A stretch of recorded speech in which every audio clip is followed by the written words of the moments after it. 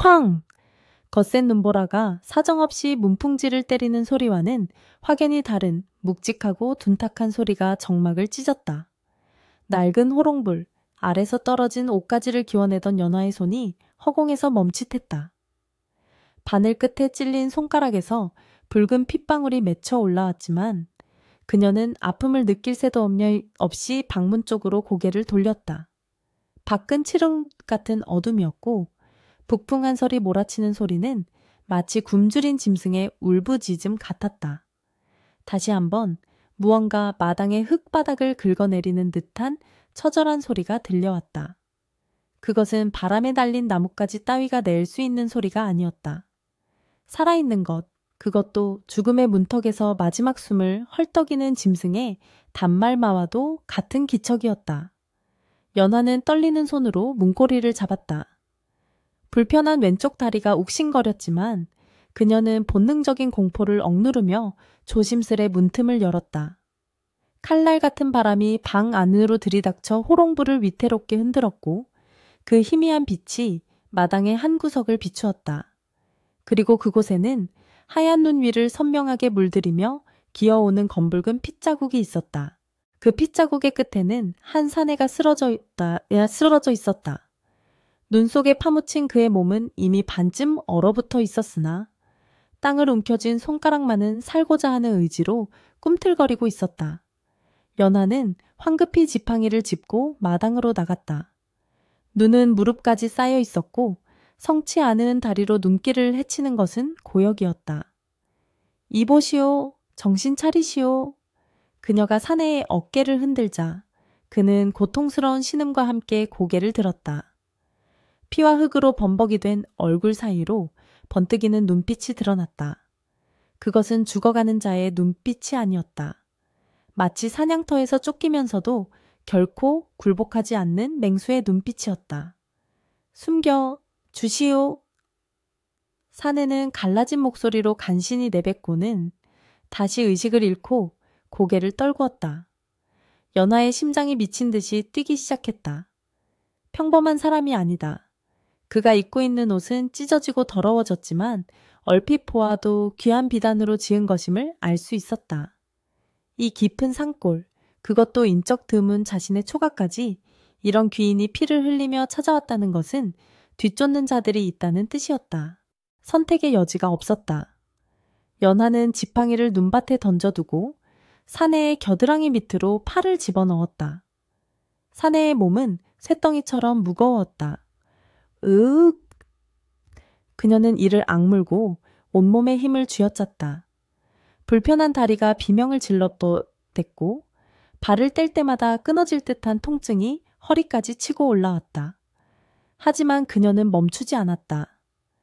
지금 이 사내를 밖에 두면 그는 얼어 죽거나 아니면 그를 쫓는 자들의 칼날에 목숨을 잃을 것이 분명했다. 눈보라가 그녀의 얼굴을 때렸고 입에서는 단내가 났다. 그녀는 질질 끌다시피 하여 사내를 집 뒤편에 있는 낡은 광으로 옮겼다. 집더미 위에 그를 눕히자마자 연화는 털썩 주저앉아 거친 숨을 몰아쉬었다. 손은 얼어서 감각이 없었고 온몸이 땀과 눈으로 뒤범벅되어 있었다. 그러나 쉴 틈이 없었다. 그녀는 다시 마당으로 나가 빗자루를 들었다. 사내가 기어온 흔적과 핏자국을 지워야 했다. 다행히 거세게 내리는 눈이 그녀의 수고를 덜어주고 있었지만 그녀는 혹시라도 남았을 핏자국 위에 흙을 덮고 눈을 쓸어내며 완벽하게 흔적을 지워나갔다. 광으로 돌아온 연화는 떨리는 손으로 부싯돌을 쳐 낡은 화로에 불을 지폈다. 희미한 불빛이 사내의 얼굴을 비추었다. 창백하다 못해 투명해 보이는 피부, 오뚝한 콧날, 그리고 고통 속에서도 굳게 담은 입술. 그는 기이할 정도로 아름다우면서도 위험 있는 사내였다. 연화는 부엌에서 끓인 물과 깨끗한 천을 가져와 그의 상처를 살폈다. 등의 옷감을 조심스레 걷어내자 날카로운 검에 깊게 베인 상처가 드러났다. 살이 벌어지고 피가 멈추지 않고 솟구치고 있었다. 세상에. 연화는 입을 틀어막았다. 이것은 도적 때의 짓이 아니었다. 뼈를 피해 급소만을 노린 고도로 훈련된 자객의 솜씨가 분명했다. 그녀는 약초를 지식여 상처에 바르고 천으로 단단히 동여맸다. 뜨거운 물수건으로 그의 얼굴과 손에 묻은 피를 닦아내는 동안 사내는 가끔씩 끙끙거리며 알 수 없는 헛소리를 중얼거렸다. 아바마마, 어찌하여? 연하는 그 소리를 듣지 못한 척하며 묵묵히 간호를 계속했다. 그녀의 손길은 투박했지만 조심스러웠고 얼음장 같던 사내의 몸에 조금씩 온기가 돌기 시작했다. 새벽녘이 되어서야 눈보라가 잦아들었다. 연하는 밤새 한숨도 자지 못한 채 사내의 곁을 지켰다. 그녀는 광해문 틈으로 새어들어오는 잿빛 새벽빛을 바라보며 깊은 한숨을 내쉬었다. 그녀는 마을에서 절름발이 연화라 불리며 천덕꾸러기 취급을 받는 존재였다. 부모님은 일찍 돌아가셨고 어릴 적 사고로 다리를 다친 후로는 홍기를 놓친 채 홀로 근근히 살아가고 있었다. 사람들의 멸시와 조롱을 피해 마을 외곽의 허름한 초가에 숨어 사는 그녀에게 세상은 춥고 가혹한 곳이었다. 그런데 오늘 밤 그녀의 이 비루한 삶 속으로 감당할 수 없는 거대한 태풍이 밀려들어 온 것이다. 이 사내를 살리는 것이 과연 옳은 일일까? 만약 관에 알려진다면 자신 또한 역적으로 몰려 죽임을 당할지도 모른다. 두려움이 엄습해왔지만 그녀는 고개를 저었다. 생명은 귀한 것이다. 그것이 비록 쫓기는 자의 목숨이라 할지라도 제발로 살려달라 찾아온 이를 외면하는 것은 사람의 도리가 아니었다. 그녀는 자신의 뼛속 깊이 박힌 외로움이 이 낯선 사내에게 묘한 동질감을 느끼게 한다는 것을 부인할 수 없었다. 그때였다. 멀리서 다급한 말발굽 소리가 들려왔다. 하나가 아니었다. 십수 필의 말이 눈길을 달리는 소리가 점점 가까워지고 있었다. 연화의 심장이 덜컥 내려앉았다. 그녀는 황급히 사내의 몸 위에 집단과 거적을 덮어 그를 숨겼다. 그리고 자신의 온매무새를 다듬고 짐짓 아무 일도 없었다는 듯 광을 나섰다. 마당에 서서 대문 쪽을 바라보자 곧이어 거친 고함과 함께 대문이 부서질 듯 열렸다. 이 집을 샅샅이 뒤져라. 핏자국이 이 근처에서 끊겼다. 횃불을 든 관군들이 마당으로 들이닥쳤다. 그들의 허리에는 시퍼런 환도가 차여 있었고 눈빛은 살기로 번들거렸다. 연화는 지팡이의 의지에 힘겹게 마당으로 나아가며 최대한 불쌍하고 어리숙한 표정을 지었다. 나으리들, 이 새벽에 무슨 일이십니까요? 저는 그저 혼자 사는 병든 계집이옵니다. 그녀의 목소리는 공포에 질려 가늘게 떨렸다. 관군 대장으로 보이는 자가 그녀에게 다가와 횃불을 얼굴에 들이댔다. 뜨거운 열기와 매캐한 냄새가 코를 찔렀다. 이 근처에서 수상한 자를 보지 못했느냐? 피를 흘리며 도주한 놈이다. 대장의 목소리는 으르렁거리는 짐승 같았다. 연화는 바닥에 납작 엎드려 조아렸다. 아이고, 나으리. 보시다시피 소인은 다리가 불편하여 밤에는 꼼짝도 못하옵니다. 더구나 밖에는 눈보라가 몰아치는데 누가 이 상월짜기까지 오겠습니까요? 들리는 것이라고는 바람소리와 짐승 울음소리뿐이었습니다. 그녀는 필사적으로 거짓을 고했다. 만약 그들이 광을 열어본다면 모든 것이 끝이었다. 대장은 의심스러운 눈초리로 연하엽의 굽은 등과 낡은 지팡이를 훑어보았다. 그리고 마당에 쌓인 눈을 쏘아보았다. 다행히 밤사이 내린 눈이 그녀가 필사적으로 지운 흔적을 완벽하게 덮어버린 상태였다. 병신이로군. 쓸모없는 영 같으니라고. 대장은 침을 뱉으며 부하들에게 손짓했다. 여긴 없다. 옆 마을로 간다. 샅샅이 뒤져서라도 그놈을 찾아내야 한다. 놓치면 우리 목이 달아날 줄 알아라. 관군들이 썰물처럼 빠져나간 뒤에도 연하는 한참 동안 일어나지 못했다. 다리가 풀려 일어설 수가 없었다. 차가운 눈바닥에 엎드린 채 그녀는 안도의 눈물을 흘렸다. 살아남았다. 자신도 저 광 속에 숨어있는 사내도. 그러나 이것은 시작일 뿐이었다. 그들은 다시 돌아올 것이다. 그리고 사내의 상처는 깊었다.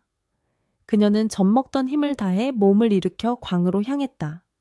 거적을 걷어내자 사내는 식은땀을 흘리며 가쁘게 숨을 몰아쉬고 있었다. 열이 불덩이처럼 오르고 있었다. 물을. 사내가 몽롱한 의식 속에서 중얼거렸다. 연하는 그의 머리를 받쳐 안고 물을 조금씩 흘려 넣어주었다. 그녀의 소매에 닿은 사내의 손이 뜨거웠다.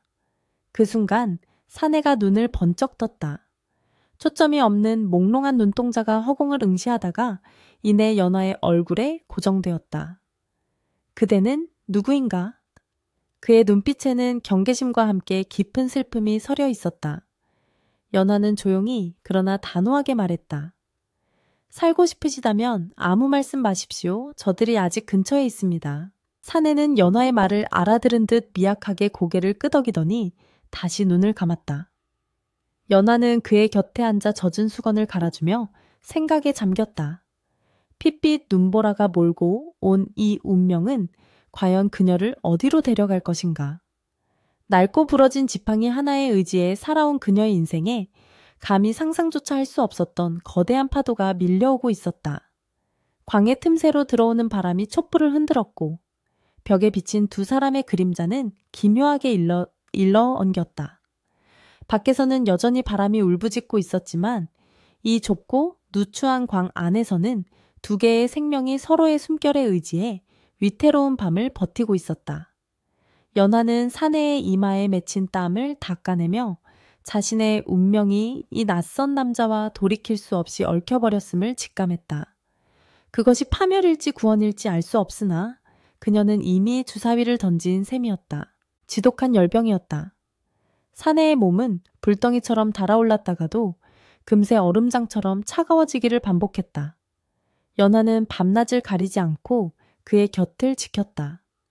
좁은 방 안은 쌉싸래한 약초 냄새와 비릿한 피 냄새, 그리고 두 사람의 거친 숨소리로 가득 찼다.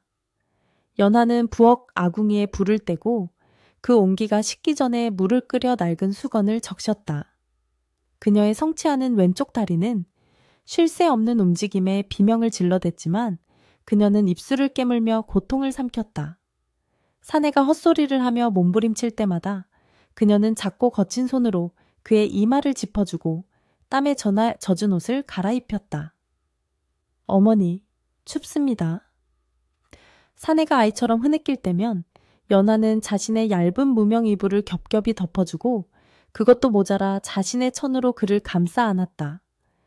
비록 누추한 옷을 입고 있었지만 의식 없는 와중에도 드러나는 사내의 기품은 숨길 수 없었다. 깎아놓은 듯한 콧날과 굳게 담은 인매, 그리고 고통 속에서도 흐트러지지 않는 미간의 주름은 그가 평범한 촌부가 아님을 웅변하고 있었다. 연하는 그 고귀한 숨결이 자신의 비루한 방 안에서 꺼져가지 않도록 필사적으로 매달렸다. 그것은 단순한 연민을 넘어선 생명에 대한 경외이자 알 수 없는 운명적 이끌림이었다. 사흘째 되던 날 새벽, 마침내 사내의 열이 내리기 시작했다.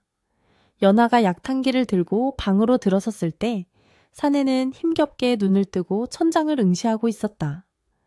흙으로 바른 거친 벽과 석가래가 그대로 드러난 낮은 천장, 그리고 곳곳에 거미줄이 쳐진 낡은 방 풍경이 그의 눈에 들어왔다.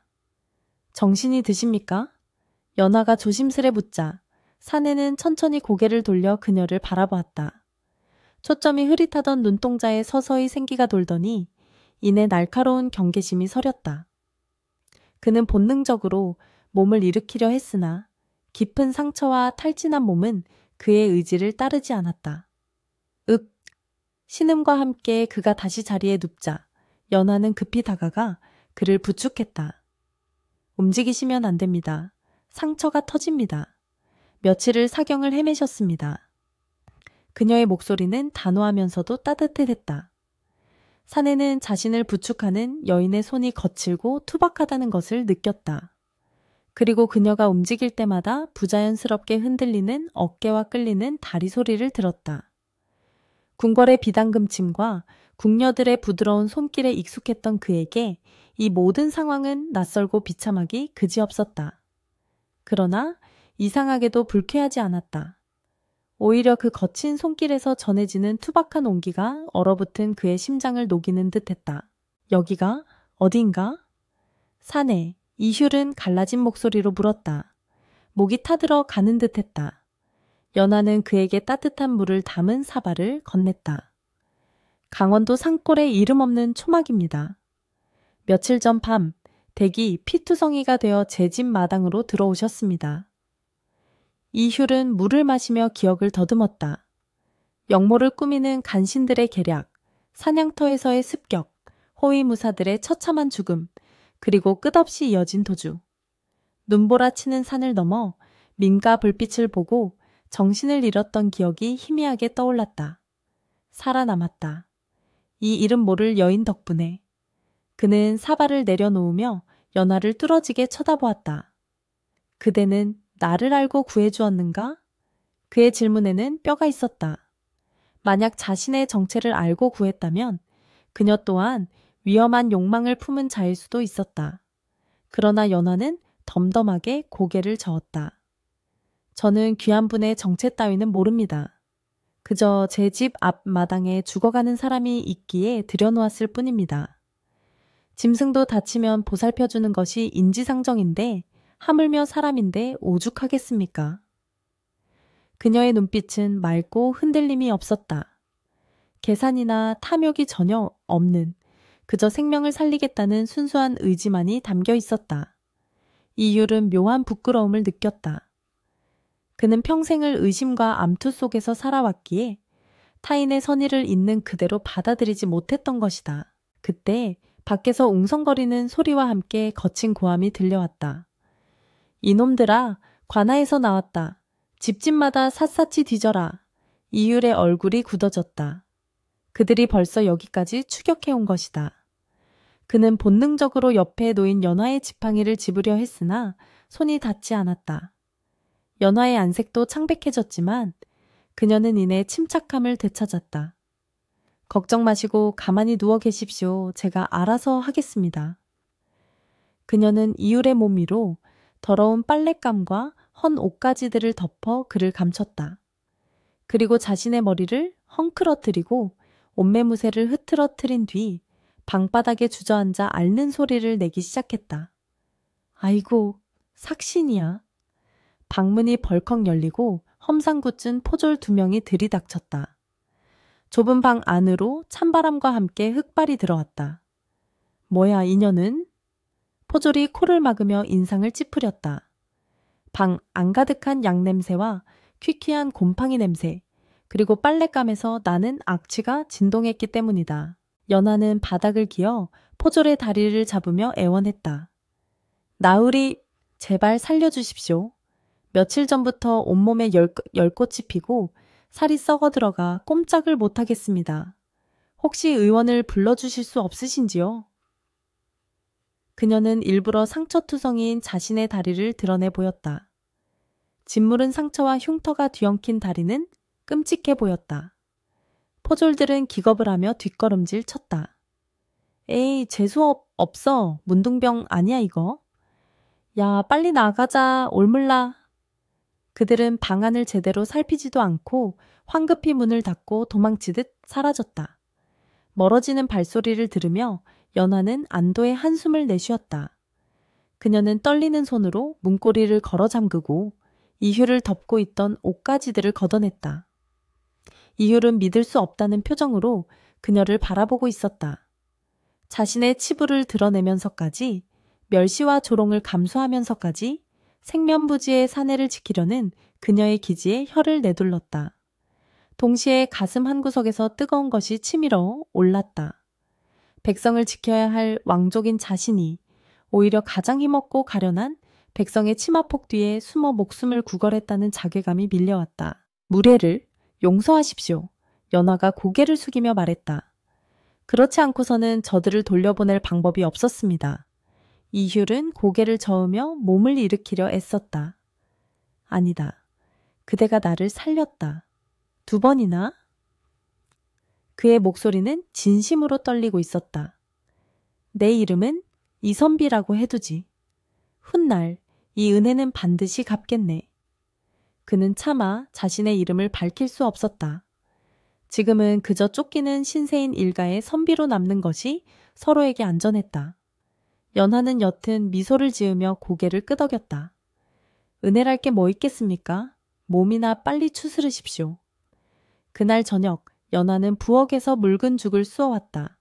변변한 반찬도 없이 간장 종지 하나뿐인 초라한 밥상이었다. 하지만 이율은 군말 없이 숟가락을 들었다. 한 입 떠떠내은 죽은 밍밍하고 거칠었지만 그 어떤 궁중 요리보다 따뜻하고 깊은 맛이 났다. 문득 그가 고개를 들어보니 연하는 부엌 구석에 앉아 식은 밥덩이를 물에 말아먹고 있었다. 이휼의 숟가락질이 멈췄다. 자신에게는 귀한 쌀로 쓴 죽을 내어주고 정작 주인인 그녀는 쉰내가 나는 잡곡밥을 먹고 있었던 것이다. 가슴이 먹먹해졌다. 구중궁궐의 높은 담장 안에서는 결코 볼 수 없었던 백성들의 처절한 삶의 민낯이 눈앞에 있었다. 그는 자신이 먹던 죽 그릇을 들어 연하에게 내밀었다. 이리 와서 같이 드시오. 나에게는 양이 너무 많소. 연하는 당황하며 손사래를 쳤다. 아닙니다. 환자분께서는 기력을 회복하셔야지요. 저는 괜찮습니다. 그러나 이휼은 고집을 꺾지 않았다. 그대가 먹지 않는다면 나도 먹지 않겠소. 결국 연하는 쭈뼛거리며 밥상머리에 앉았다. 좁은 방 안 작은 소반을 사이에 두고 마주 앉은 두 사람 사이에는 침묵이 흘렀지만 그 침묵은 어색하지 않았다. 이휼은 처음으로 자세히 연하의 얼굴을 뜯어보았다. 햇볕에 그을린 피부, 화장기 없는 수수한 얼굴. 하지만 그 속에 깃든 단아한 이목구비와 깊은 눈매는 묘한 매력을 풍겼다. 그녀는 비록 다리는 불편했지만 영혼만은 그 누구보다 곧고 강인해 보였다. 밤이 깊어지자 밖에는 다시 차가운 바람이 불기 시작했다. 문풍지가 덜컹거리고 낡은 벽 틈새로 황소바람이 들어왔다. 방바닥은 군데군데 차가웠고 천장에서는 쥐들이 달리는 소리가 들렸다.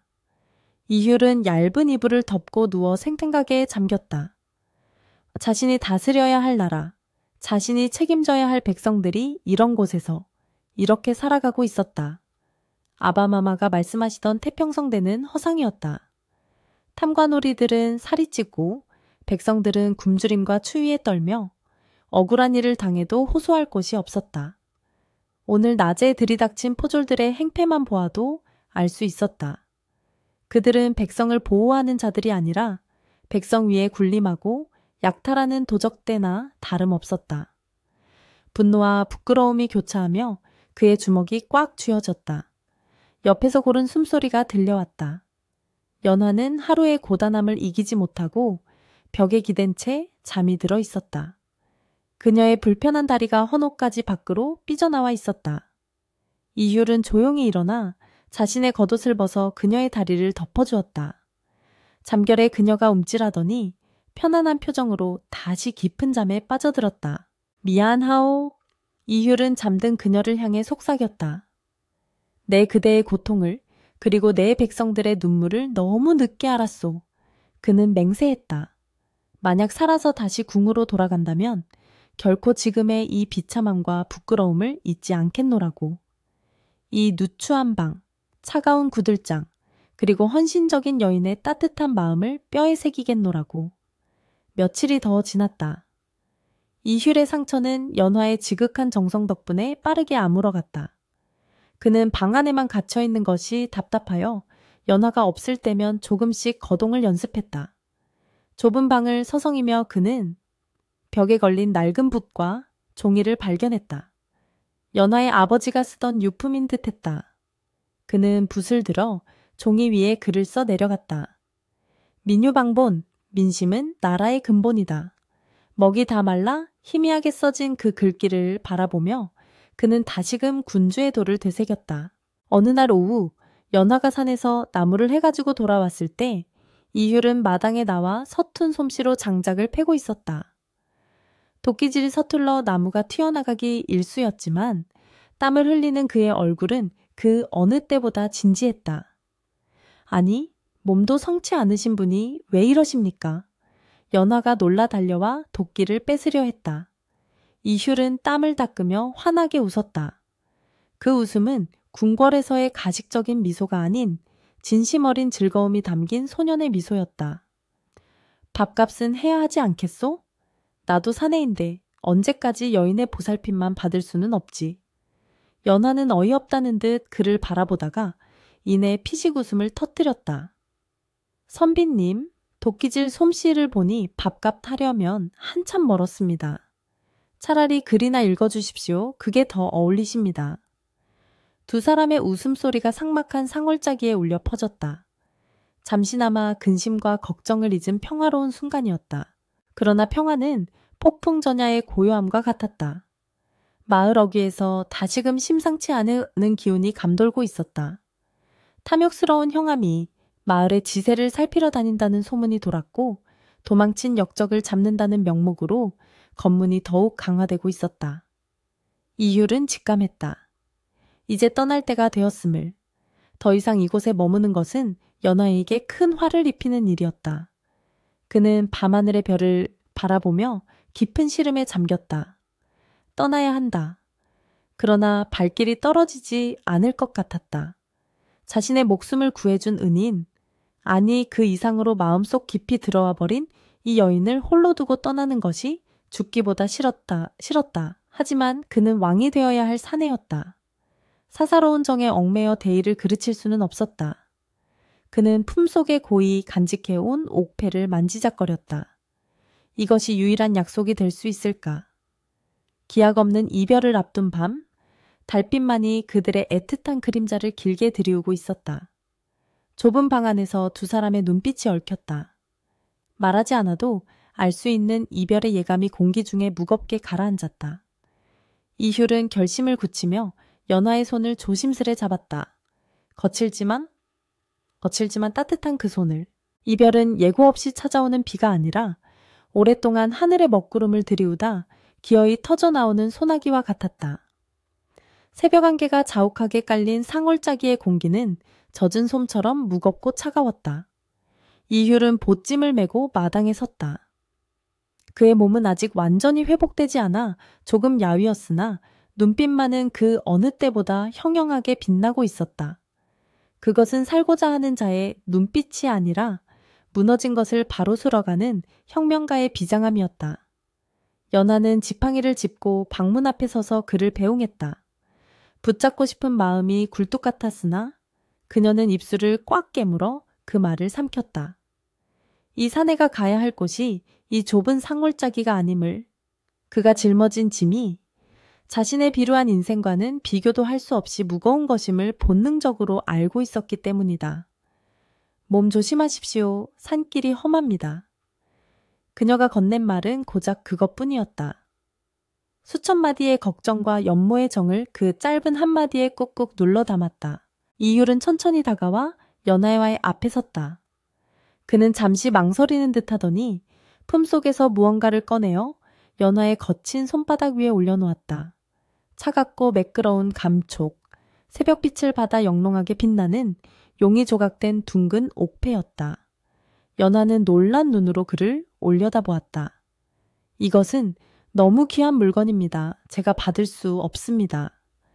그녀가 손을 물리려 하자 이율은 그녀의 손을 부드럽게 감싸주며 단호하게 고개를 저었다. 가지고 있어 주시오.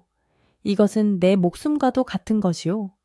지금은 내 신분을 밝힐 수 없으나 훗날 이 옥패가 나를 증명할 것이고 내가 반드시 그대에게 돌아올 약조가 될 것이오.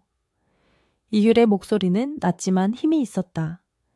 내 이름은 이휼이다. 부디 잊지 말아다오. 그는 마지막으로 연화의 깊은 눈동자를 눈에 담으려는 듯 한참을 바라보다가 뒤도 돌아보지 않고 안개 속으로 걸어 들어갔다. 그의 뒷모습이 희뿌연 안개에 삼켜져 완전히 사라질 때까지 연화는 옥패를 가슴에 품은 채 망부석처럼 그 자리에 서 있었다. 그가 떠난 빈자리는 견딜 수 없이 컸다. 방 안에는 여전히 그의 온기가 남아있는 듯했고 부엌에는 그가 쓰던 숟가락이 덩그러니 놓여 있었다. 연화는 텅 빈 방 한가운데 앉아 옥패를 만지작거렸다. 용의 비늘 하나하나가 섬세하게 조각된 옥패는 평범한 양반기에서도 보기 힘든 보물이었다. 이휼. 그녀는 입속으로 그 이름을 몇 번이고 되뇌었다. 그 이름이 주는 무게감이 가슴을 짓눌렀지만 동시에 기이한 설렘을 안겨주었다. 그는 반드시 돌아온다고 했다. 그 약조 하나만을 믿고 기다리리라. 연하는 옥패를 무명천으로 감싸 속적삼 깊숙한 곳에 숨겼다. 그것은 이제 그녀의 심장이었다. 그러나 운명은 그녀에게 그리움에 젖을 시간조차 허락하지 않았다. 이율이 떠난 지 사흘이 채 지나지 않은 날이었다. 마을 어귀부터 시끌벅적한 소리가 들리더니 곧이어 관복을 입은 무리들이 연하의 집 마당으로 들이닥쳤다. 마을의 형암인 조 대감이었다. 그는 탐욕스럽기로 소문이 자자한 자로 백성들의 고혈을 짜내어 자신의 뱃속을 채우는 데 혈안이 된 탐관오리의 전형이었다. 뒤룩뒤룩 찐 살 때문에 가마에서 내리는 것조차 힘겨워 보이는 조형암은 거만한 표정으로 마당을 휘둘러 보았다. 여봐라, 집주인 있느냐? 그의 고함에 연하는 깜짝 놀라 방에서 나왔다. 나으리, 무슨 일이십니까요? 그녀가 절뚝거리며 마당으로 내려서자 조형암은 부채로 코를 막으며 그녀를 멸시 어린 눈으로 훑어보았다. 내년이 이 집주인이냐? 쯧쯧, 집터가 아깝구나. 이런 명당에 저런 병신이 살고 있다니. 조형암은 풍수지리에 미쳐있는 자였다. 그는 얼마 전 지나가던 직관에게서 이 마을 외곽의 초가터가 훗날 제왕이 나올 기운을 품은 천하의 명당이라는 소리를 들었다. 그 말을 들은 즉시 그는 눈이 뒤집혀 이 땅을 차지할 구실을 찾고 있었던 것이다. 물론 그 명당의 기운이 실제로 잠시 머물다 간 이휼 때문이었음은 꿈에도 모른 채 말이다. 이년아, 내 너에게 후하게 쳐줄 테니 이 집과 땅을 내놓고 썩 꺼지거라. 관내에서 쓸 일이 있다. 조형암이 던지듯 말했다. 옆에 있던 이방이 엽전 꾸러미를 바닥에 내동댕이 쳤다. 턱없이 적은 액수였다. 연하는 고개를 저었다. 아니 돕니다, 나으리. 이 집은 돌아가신 부모님께서 물려주신 유일한 유산입니다. 그리고 제가 기다려야 할 사람이 있습니다. 팔 수 없진 할 수 없습니다. 그녀의 목소리는 떨렸지만 단호했다. 이곳은 단순한 집이 아니었다. 이휼과의 추억이 깃든 곳이자 그가 돌아올 유일한 이정표였다. 집을 이르려면 그가 돌아왔을 때 그녀를 찾을 수 없을 것이었다. 뭐라? 감히 관의 명령을 거역하겠다는 게냐? 조형암의 얼굴이 불그락푸르락해졌다. 감히 천한 계집 따위가 자신의 말을 거역한다는 것은 상상조차 할 수 없는 일이었다. 인연이 오냐오냐 해주니 기어오르는구나. 여봐라, 전현이 집에 수상한 자를 숨겨두고 있다는 첩보가 들어왔다. 집안을 샅샅이 뒤져라. 그것은 명백한 모함이었으나 권력 앞에서는 진실 따위는 중요하지 않았다. 포졸들이 우르르 몰려들어 집안을 뒤집기 시작했다. 세간살이가 마당으로 내동댕이 쳐지고 장독이 깨졌다. 연화가 말리려 했으나 포졸의 발길질에 채여 바닥에 나뒹굴었다. 안 됩니다. 이러지 마십시오. 그녀의 절규는 깨진 독조각처럼 흩어졌다. 포졸들은 방구들까지 드러낼 기세로 난동을 부렸다. 당연히 숨겨둔 사람은 없었지만 그들은 멈추지 않았다. 그들의 목적은 수색이 아니라 연하를 겁박하여 쫓아내는 것이었기 때문이다. 나으리 아무것도 없습니다요. 포졸이 보고하자 조형암은 비열한 미소를 지었다. 그럴 리가 없다. 분명 역적의 무리와 내통한 흔적이 있을 것이다. 인연을 당장 관하로 끌고 가라. 내년이 몽둥이 찜질을 당해봐야 이실직고를 하겠구나. 억지 죄를 뒤집어 씌우는 것은 그들에게 식은 죽 먹기보다 쉬운 일이었다. 포졸들이 연하의 팔을 거칠게 낚아챘다. 놔라. 나는 죄가 없다. 이거 놓아라. 연하는 필사적으로 저항했다. 그러나 장정들의 힘을 당해낼 수는 없었다. 그녀는 짐승처럼 질질 끌려갔다. 흙바닥에 무릎이 쓸리고 치마가 찢어졌다. 품속에 숨긴 옥패가 가슴을 짓눌렀지만 그녀는 비명조차 지르지 않고 입술을 깨물었다. 절대로 집을 뺏길 수는 없었다. 그가 돌아올 곳을 지켜야만 했다. 그것이 그와 나눈 무언의 약속을 지키는 길이었다. 관하로 끌려가는 길, 마을 사람들이 웅성거리며 나와 구경했다. 개 중에는 연화를 불쌍히 여기는 이들도 있었지만 서슬퍼런 형함의 기세에 눌려 누구 하나 나서서 도와주는 이는 없었다.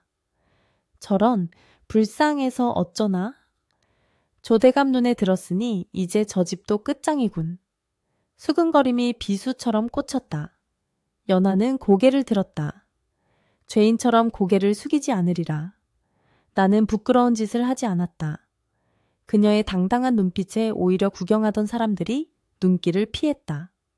관아의 형틀 앞에 내동댕이 쳐졌을 때 해는 이미 서산으로 넘어가고 있었다. 붉은 노을이 형장을 피처럼 물들였다. 조형암은 대청마루 높은 의자에 앉아 느긋하게 차를 마시며 내려다보았다. 어떠냐? 지금이라도 집문서를 내놓겠다고 하면 목숨만은 살려주마. 연하는 흐트러진 머리카락 사이로 형암을 쏘아보았다. 나으리가 탐내는 것은 나라를 위한 땅이 아니라 그저 제 욕심을 채울 명당자리일 뿐이 아닙니까? 하늘이 무섭지 않으십니까? 짝! 소리와 함께 그녀의 고개가 돌아갔다. 옆에 있던 형리가 그녀의 뺨을 후려친 것이다.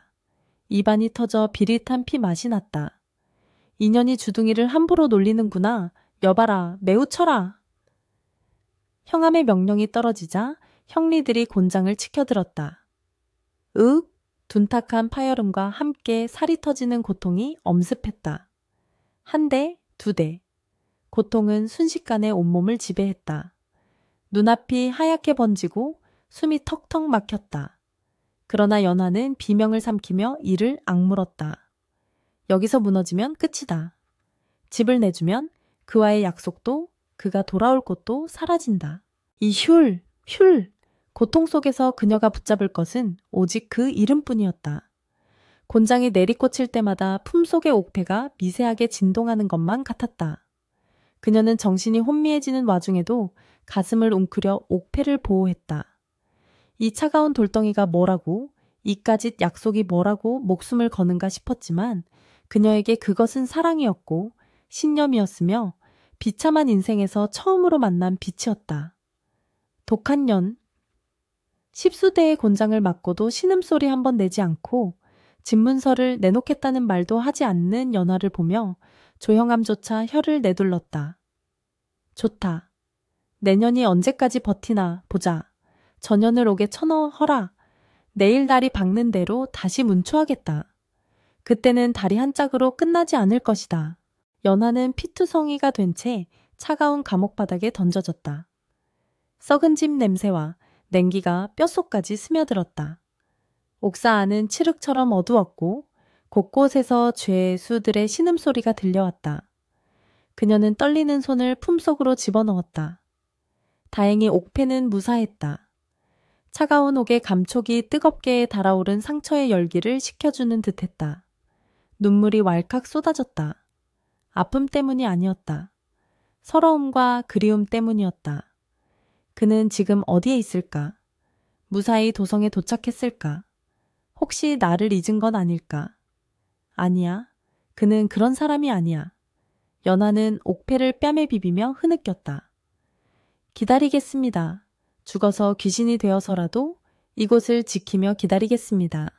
그 시각 수백 리 떨어진 도성 한양. 어둠이 내려앉은 궁궐의 편전에는 무거운 침묵이 흐르고 있었다. 화려한 용상 뒤편, 그림자 속에 서 있는 한 사내, 이휼이었다.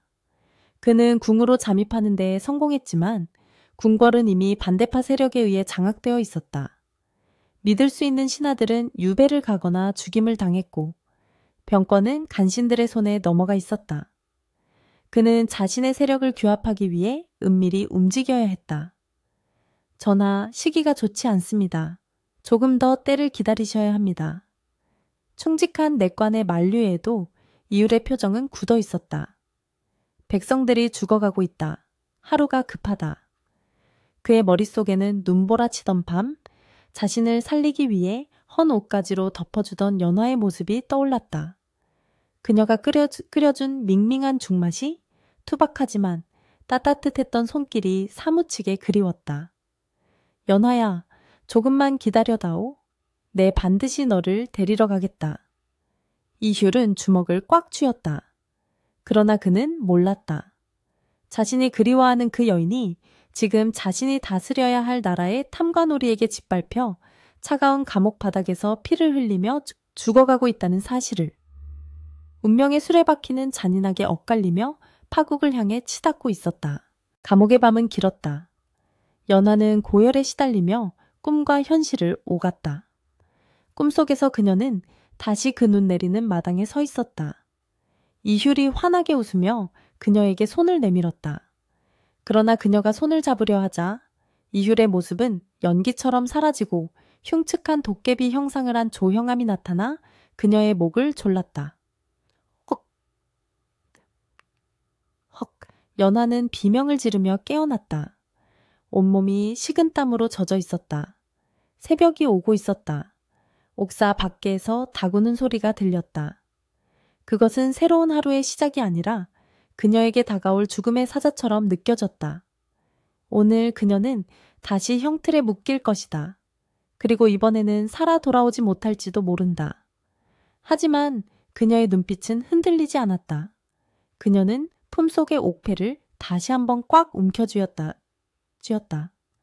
이것이 내 운명이라면 피하지 않으리라. 사랑하는 이를 지키기 위해, 그리고 나 자신의 존엄을 지키기 위해 끝까지 싸우리라. 낡은 감옥 창살 사이로 들어온 한 줄기 빛이 그녀의 창백하지만 결연한 얼굴을 비추었다. 폭풍은 아직 끝나지 않았다. 형장의 아침은 잿빛이었다. 밤새 내린 서리는 감옥의 창살을 하얗게 얼렸고 죽음의 냄새를 머금은 차가운 공기가 폐부 깊숙이 스며들었다. 옥문이 열리는 끼익 소리와 함께 포졸들이 들이닥쳤다. 연화는 이미 제 몸을 가눌 힘조차 없었다. 엉망으로 찢어진 치마와 피와 고름이 엉겨붙은 저고리, 그리고 고문으로 부어오른 다리는 보는 이로 하여금 처참함을 느끼게 했다. 그러나 포졸들은 짐승을 다루듯 그녀를 끌어냈다. 일어나라. 내년의 마지막 날이다. 거친 손길에 질질 끌려가며 연화는 흐릿한 눈으로 하늘을 올려다보았다. 구름 사이로 내리비치는 햇살이 야속할 정도로 눈부셨다. 그분도 이 하늘을 보고 계실까? 그녀는 죽음이 코앞에 닥친 순간에도 자신의 안위보다 떠난 그를 먼저 떠올렸다. 관아 앞마당에는 이미 구경꾼들이 인산인해를 이루고 있었다. 마을 사람들은 웅성거리며 형틀에 묶이는 연화를 안타까운 눈으로 바라보았지만 서슬퍼런 광운들의 창날 앞에 누구 하나 감히 입을 여는 자가 없었다. 대청마루 위 조형암은 호피가 깔린 의자에 거만하게 앉아 있었다. 그는 연화의 처참한 몰골을 보며 비릿한 미소를 지었다. 자신의 권력에 대항한 대가가 얼마나 혹독한지 본보기를 보이겠다는 심산이었다. 죄인 연화는 듣거라. 형암의 목소리가 쩌렁쩌렁 울렸다. 내년이 끝까지 집문서를 내놓지 않고 버티는 것은 관아를 능멸하고 국법을 어긴 대역죄와 다름없다. 헌안에 너의 아둔함을 불쌍히 여겨 마지막 기회를 주마. 지금이라도 그 집과 땅을 관에 헌납하겠다고 맹세하면 목숨만은 살려주겠다. 군중들 사이에서 탄식이 흘러나왔다. 모두가 연화가 굴복하기를 바랐다. 목숨보다 귀한 땅이 어디 있단 말인가. 그러나 형틀에 묶인 연화는 천천히 고개를 들었다. 피딱지가 앉은 입술이 달싹였다. 나으리, 제 목을 칠 수는 있어도 제 마음을 꺾을 수는 없습니다. 그곳은 제 정인이 돌아올 곳입니다. 죽어도 내어드릴 수 없습니다. 그녀의 목소리는 작았으나 마당에 모인 모든 사람들의 가슴을 때리는 힘이 있었다. 조형암의 얼굴이 일그러졌다. 수많은 백성들 앞에서 망신을 당한 꼴이었다. 저 발칙한 년이 죽고 싶어 환장을 했구나. 형암이 부채를 집어던지며 고함을 질렀다. 여봐라. 당장 망나니를 불러라. 전년의 목을 베어 저작거리에 효수하라. 북소리가 둥둥 울리기 시작했다. 붉은 옷을 입은 망나니가 춤을 추며 칼에 물을 뿜었다. 시퍼런 칼날이 햇빛을 받아 섬뜩하게 번뜩였다. 연화는 눈을 감았다. 두려움에 몸이 사시나무처럼 떨렸지만 그녀는 품속에 숨겨둔 옥패의 감촉을 느끼며 마음을 다잡았다. 이휼님, 부디 성군이 되시옵소서. 저는 여기서 기다리겠습니다. 망나니의 춤사위가 빨라지고 군중들은 비명을 지르며 눈을 가렸다. 칼이 높이 치켜들려진 절체절명의 순간이었다. 매엄쳐라. 천지를 뒤흔드는 듯한 호령소리가 관아의 담장을 넘어 들려왔다. 망나니의 칼이 허공에서 멈췄다. 조형암과 구경꾼들이 놀라 소리나는 쪽을 쳐다보았다. 땅이 울리는 진동이 느껴지더니 곧이어 관아의 대문이 박살날 듯 열렸다. 흙먼지 속에서 수십 기의 기마대가 폭풍처럼 밀려 들어왔다. 그들의 갑옷은 황금빛으로 빛났고 손에는 왕실 근위대만이 들 수 있는 검이 들려 있었다. 조형암은 자리에서 벌떡 일어났다. 평범한 관군이 아니었다. 도성에서 내려온 금부도사, 아니 그보다 더 높은 위엄을 갖춘 행렬이었다. 기마대의 뒤로 화려하기 그지없는 어가, 임금의 가마가 모습을 드러냈다. 오색 깃발이 휘날리고 취타대의 웅장한 연주가 관아 마당을 가득 메웠다. 마당은 순식간에 물을 끼얹은 듯 조용해졌다. 망나니는 칼을 떨어뜨리고 바닥에 엎드렸다. 조형암은 다리가 풀려 주저앉았다가 황급히 계단을 굴러내려와 땅에 머리를 쳐박았다. 어명이요. 어느 분께서 왕림하신 것입니까요? 그는 식은땀을 비오듯 흘리며 벌벌 떨었다. 어가의 문이 열리고 한 사내가 천천히 걸어 나왔다. 눈부신 붉은 골룡포에 흉배에는 황금색 용이 수놓아져 있었다. 익성관을 쓴 그의 얼굴은 서리빨처럼 차가웠다. 그가 발을 내디딜 때마다 주위에 공기가 얼어붙는 듯했다. 연하는 감히 고개를 들지 못하고 엎드려 있었지만 그 익숙한 발소리에 심장이 멎을 것만 같았다. 설마, 아닐 거야. 그럴 리가 없어. 왕은 조형암을 지나쳐 형틀에 묶인 연화에게로 성큼성큼 다가갔다. 고개를 들라. 낮지만 떨리는 목소리. 연화가 천천히 고개를 들었다. 눈물에 젖은 시야 속으로 골룡포를 입은 사내의 얼굴이 들어왔다. 그였다. 눈보라치던 밤, 피투성이가 되어 찾아왔던 사내. 자신의 좁은 방에서 쉰 밥을 먹으며 미소 짓던 그 선비. 이율이었다. 연하의 입에서 탄식이 흘러나왔다. 이율의 눈가가 붉게 물들었다. 처참하게 망가진 연하의 모습을 본 그의 눈동자의 경로와 슬픔이 동시에 일러렁겼다. 그는 손수 연하의 결박을 풀었다. 형틀에서 풀려난 연하가 힘없이 쓰러지자 이율은 더러운 흙바닥에 무릎을 꿇고 그녀를 품에 안았다. 미안하구나. 내가 너무 늦었다. 이 미련한 사람아. 왕의 골룡포가 연화의 피와 흙으로 더럽혀졌지만 그는 아랑곳하지 않았다. 그 광경을 본 조형암은 그야말로 혼비백산했다. 전하? 상감마마? 그는 자신의 눈을 의심했다. 자신이 쫓아내려 했던, 아니 죽이려 했던 그 병신 계집이 감히 주상 전하의 품에 안겨 있는 것이다. 게다가 전하의 얼굴은 며칠 전 자신이 놓친 그 역적놈과 똑같지 않으든가. 히 견잉 소환의 조헌다잉 서익. 조형암은 비명을 지르며 뒤로 나자빠졌다. 자신이 무슨 짓을 저질렀는지 깨달은 순간 오줌을 지리고 말았다. 이휴는 연하를 호위무관에게 맡기고 천천히 몸을 일으켰다. 연하를 바라보던 애틋한 눈빛은 순식간에 사라지고 지옥에서 올라온 야차와도 같은 살기가 그의 얼굴을 덮었다. 그는 천천히 조형암에게 다가갔다. 내 놈이 이 고을의 형암이냐. 목소리는 차분했으나 그 안에 담긴 분노는 화산처럼 끓어오르고 있었다. 전하, 죽여주시옵소서. 소신은 그저 역적을 잡으려 했을 뿐 저 계집이 전하의 사람인 줄은 꿈에도 몰랐사옵니다. 조형암은 땅바닥에 이마를 찌으며 변명했다. 이율은 싸늘하게 웃었다. 역적이라. 내 며칠 전 이 고을을 지날 때 나를 쫓던 자객들의 칼날보다 더 무서운 것을 보았다. 바로 내 놈 같은 탐관오리들의 탐욕이었다. 이율은 품에서 옥패를 꺼내려던 손을 멈추고 연화의 품속을 가리켰다. 연화는 떨리는 손으로 소중히 간직해 온 옥패를 꺼냈다. 햇빛을 받아 영롱하게 빛나는 용의 문양. 그것을 본 모든 관료들과 백성들이 숨을 삼켰다. 그것은 왕의 증표였다. 저 여인이 지니고 있는 것은 과인의 옥패다. 과인의 목숨을 구하고 과인의 마음을 얻은 여인이다. 헌데 내놈이 감히 과인의 은인을, 아니 이 나라의 국모가 될지도 모를 여인을 저 지경으로 만들었느냐? 천둥 같은 호통에 조형암은 기절초풍했다. 국모라니요. 그는 이제야 자신의 목이 달아나게 생겼음을 실감했다.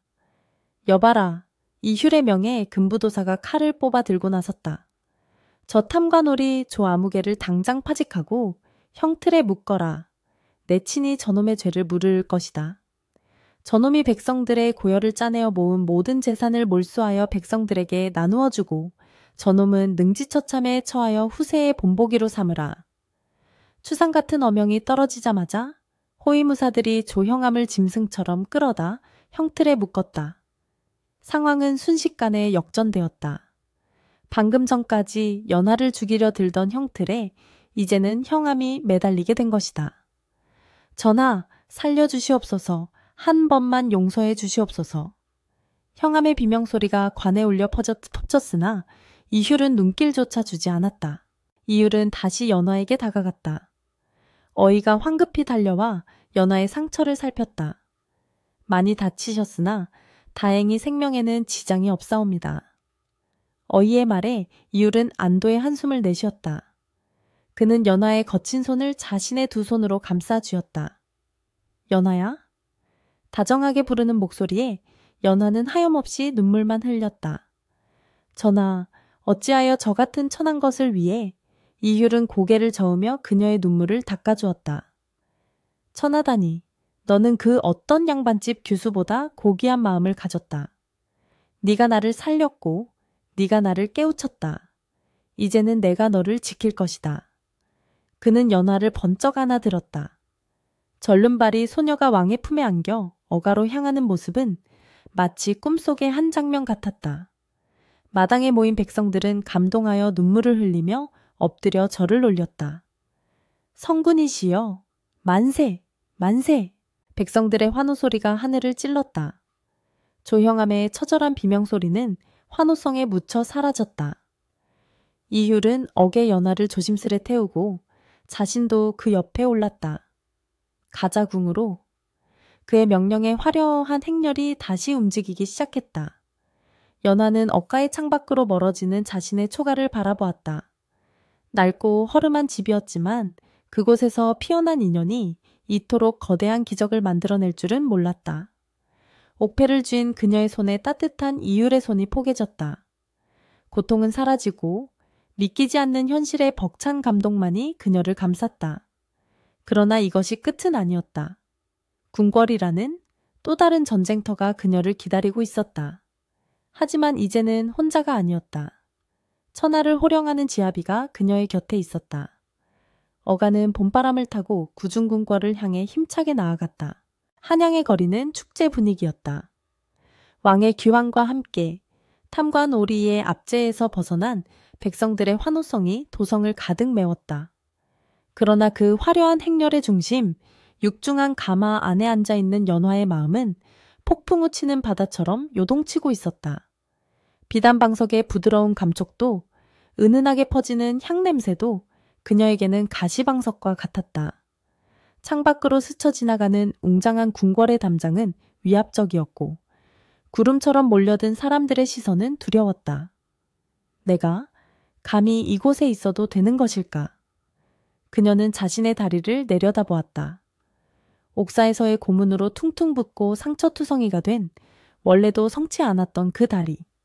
비단 치마로 가린다고 해도 그 볼품없는 본질이 감춰질 리 없었다. 그녀는 이 거대한 궁궐의 화려함 속에 던져진 오물 같은 존재처럼 느껴져 몸을 잔뜩 웅크렸다. 옆에 앉은 이휼이 그 마음을 읽은 듯 그녀의 손을 꽉 잡았다. 두려워 말라. 너는 나에게 생명을 준 은인이자 이 나라의 가장 귀한 손님이다. 그의 눈빛은 흔들림 없이 단단했지만 연화의 떨림은 쉽게 멈추지 않았다. 궁궐에 도착하자마자 연화는 내의원으로 옮겨졌다. 당대 최고의 어이들이 그녀의 상처를 돌보았다. 찢어진 피부를 봉합하고 귀한 약재를 바르는 동안 연화는 몽롱한 정신 속에서도 이것이 현실인지 꿈인지 분간할 수 없었다. 상궁들이 시중을 들어 그녀를 목욕시켰다. 흙과 피에 쩐 낡은 옷이 벗겨지고 따뜻한 향탕에 몸을 담그자 묵은 피로가 녹아내리는 듯했다. 그러나 거울에 비친 자신의 모습, 흉터가 남은 다리와 초라한 행색은 여전히 그녀를 위축시켰다. 목욕을 마친 그녀에게 궁녀들이 가져온 옷은 눈이 부실 정도로 아름다운 비단 옷이었다. 연화는 옷깃을 여미며 거울 앞에 섰다. 옷은 날개라 했던가.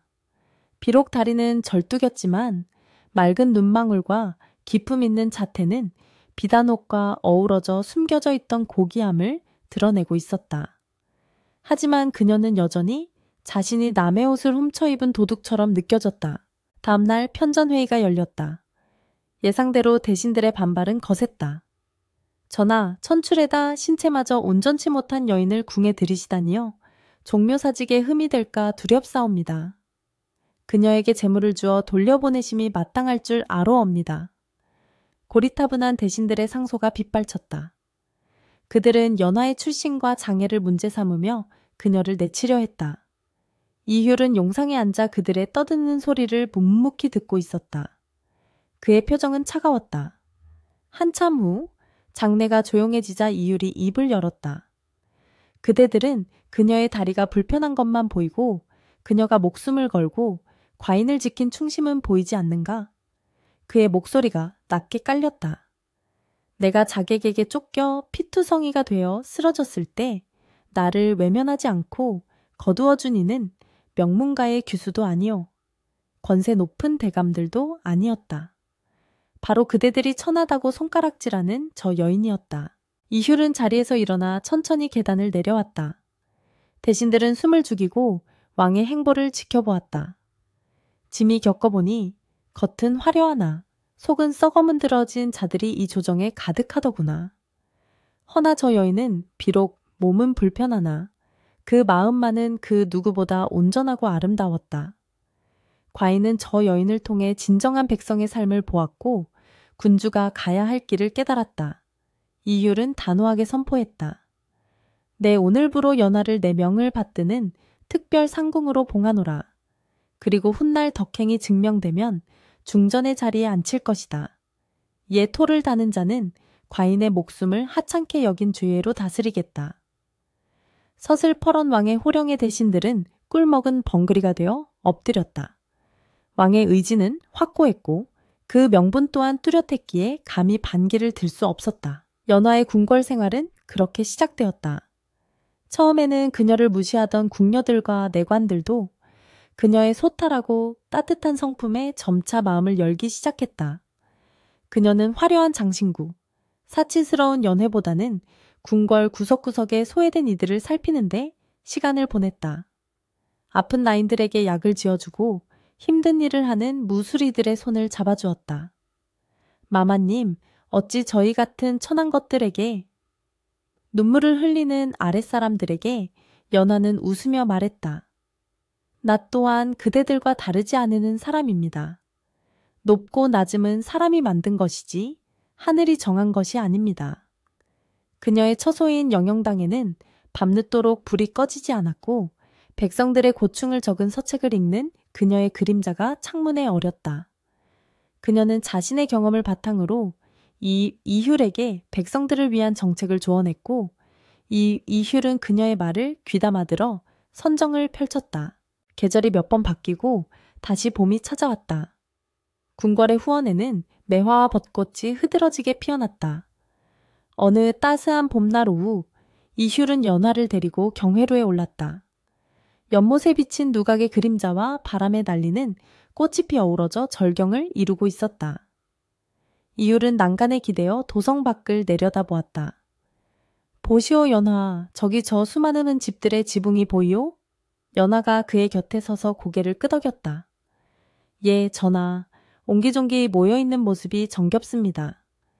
이유리 미소 지으며 말했다. 나는 이 높은 곳에 서면 늘 두려웠소. 저 수많은 백성들의 삶을 내가 짊어질 수 있을까 하고 말이오. 하지만 이제는 두렵지 않소. 그대가 내 곁에 있기 때문이오. 그는 연화의 손을 잡고 자신의 가슴에 얹었다. 그날 밤 눈보라치는 그대의 집 광에서 느꼈던 그 따뜻한 온기가 지금도 나를 지탱하고 있소. 연화의 눈시울이 붉어졌다. 전하, 저는 부족한 사람입니다. 다리도 성치 않고 배운 것도 없습니다. 가끔은 제가 전하의 앞길에 짐이 되는 것은 아닌지 두렵습니다. 그녀가 속마음을 털어놓자 이휼은 고개를 저으며 그녀를 마주보았다. 짐이라니 그대의 그 불편한 다리는 훈장과도 같은 것이오. 세상의 모진 풍파를 견뎌낸 증거이자 나를 살리기 위해 감내했던 고통의 흔적이 아니오. 그는 연화의 머리카락을 부드럽게 쓸어 넘겼다. 나는 그대의 다리가 세상에서 가장 아름답다고 생각하오. 그리고 그대와 함께 걷는 길이라면 비록 더디더라도 바른 길로 갈 수 있음을 믿소. 왕의 진심 어린 고백에 연화의 마음속에 남아있던 마지막 응어리가 눈 녹듯 사라졌다. 그녀는 환하게 웃었다. 그것은 그 옛날 초가집 마당에서 보여주었던 세속의 때가 묻지 않은 순수한 미소였다. 몇 년 후 연화는 마침내 중전의 자리에 올랐다. 그녀의 책봉식 날 하늘에서는 서광이 비치고 백성들은 만세를 불렀다. 역대 어느 왕비보다 백성들의 사랑을 받는 국모의 탄생이었다. 그녀는 흉년이 들면 자신의 수라상을 줄여 백성을 구휼했고 억울한 일을 당한 백성이 있으면 신문고를 울리게 하여 직접 그 사연을 들었다. 절름발이 왕비라는 별명은 더 이상 조롱이 아닌 존경과 친근함의 대명사가 되었다. 사람들은 그녀의 불편한 걸음걸이를 보며 왕실의 권위보다는 백성과 함께 호흡하려는 겸손함을 느꼈다. 이휼 또한 연화의 내조 덕분에 태평성대를 이룩하여 성군이라 칭송받게 되었다. 두 사람 사이에는 영특한 왕자와 공주들이 태어났고 궁궐 안은 언제나 아이들의 웃음소리로 가득 찼다. 세월이 흘러 두 사람의 머리에 희끗희끗한 서리가 내린 어느 날 밤, 이휼과 연화는 다시 옛날의 그 일을 회상하며 침소에 들었다. 창밖에는 그때처럼 한방눈이 내리고 있었다. 하지만 이제 그들은 춥지 않았다. 비단 금침보다 더 따뜻한 서로의 온기가 있었기 때문이다. 연화는 장롱 깊숙한 곳에서 낡은함을 꺼냈다. 그 안에는 이휼이 주고 갔던 그 옥패가 고이 간직되어 있었다.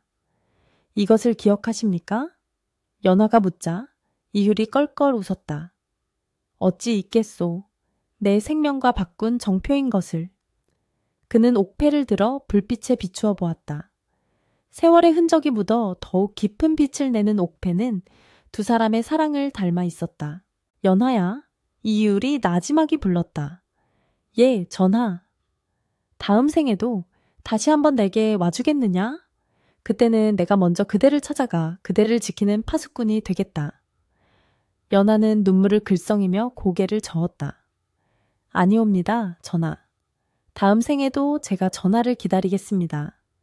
전하께서 지치고 힘들 때 쉴 수 있는 그 낡은 초가집이 되어드리겠습니다. 두 사람은 서로의 손을 맞잡고 눈 내리는 창밖을 바라보았다.